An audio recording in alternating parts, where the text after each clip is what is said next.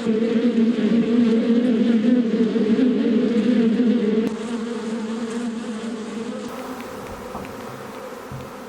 guys, today we are making a propolis tincture. We were lucky enough to get this propolis from our job. We sell honey at a farmer's market and have been going out to see the bees and cutting this year's honeycomb. So we've been around the propolis a lot and we were lucky enough to get some of it. So for any of you guys that aren't diehard bee nerds already, propolis is a resin that the bees build on the outside of the hive, and the bees use this to seal up their hive against pathogens as well as rain and anything else that could possibly get into the hive. It's made out of processed down tree sap and beeswax. The bees all walk across this and it kind of acts as a sanitation mat. This resin is naturally antibacterial and antifungal, and it is known to boost your immune system against colds. It is the active ingredient that helps fight against colds, as well as if you put honey on cuts, it will help heal the cuts. The two main health benefits of propolis are, one, it is supposed to help with seasonal allergies, given that you are within a few mile radius of the hive. And it is also known to boost your immune system against colds.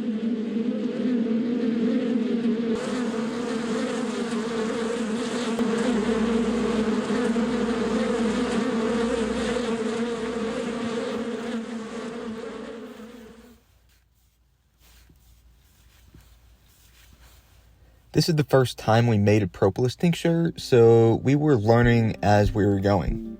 This is the process we did to make the propolis tincture. First, we had to rinse off the propolis in water. The propolis was covered in dirt and bee parts. We used a 5-gallon bucket at first, but it was a little inconvenient to use because it was a little too big and we couldn't comfortably handle the propolis. We then decided to switch to using some small metal bowls. Letting the propolis chunks sit in the water let the dirt and bee parts come off pretty easily on their own. Next, we had to tear down the propolis chunks into smaller pieces. The recipes we found online suggested making the pieces smaller than a marble, so that's what we did. As we tore the propolis apart in the water, more dirt and more bee parts kept falling off of the propolis. Next, it was time to combine the propolis with the alcohol. According to different recipes we found online, you want to use a 70% or 100% fine grain alcohol.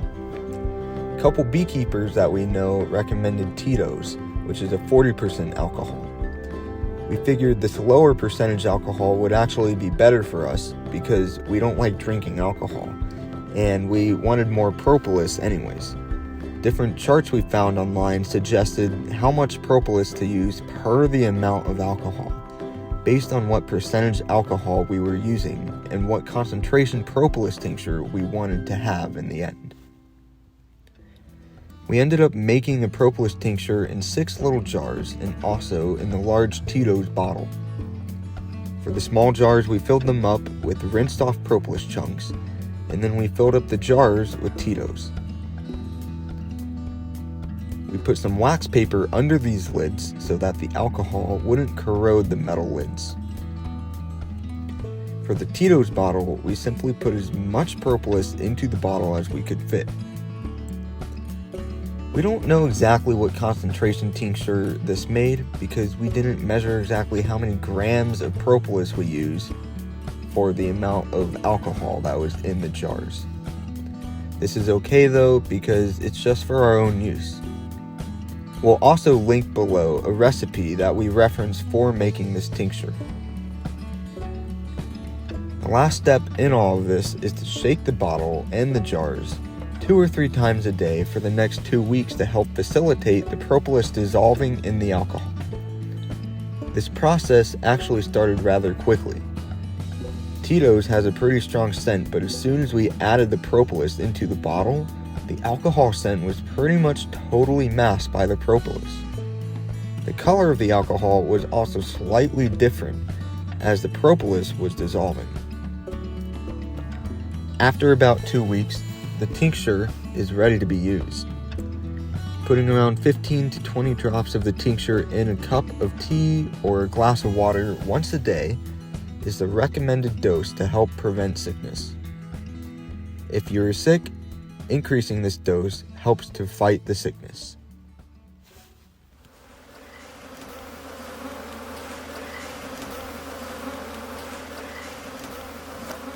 If you can imagine a frame of honey, there is beeswax on the inside as well as the honey that clings onto it, and then it's sealed off by another layer of beeswax.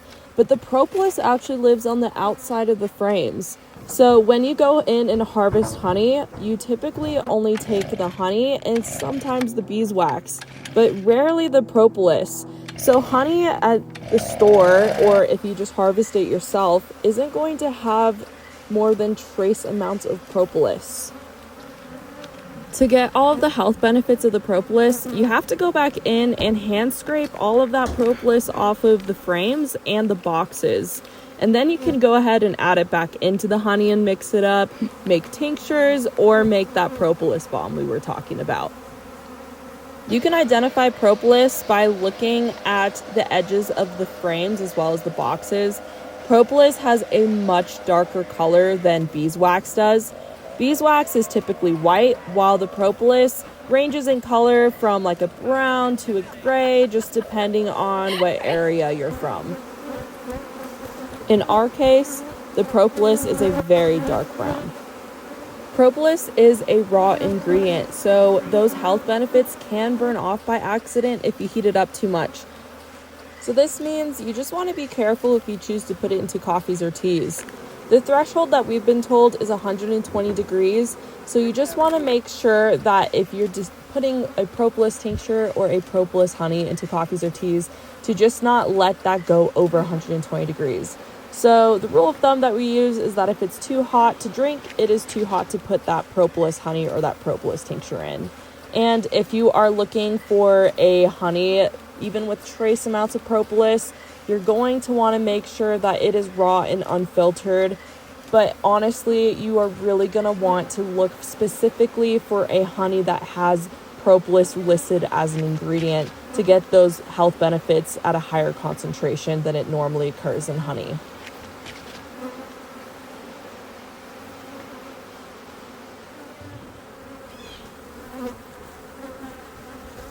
Hi guys, it's Victoria.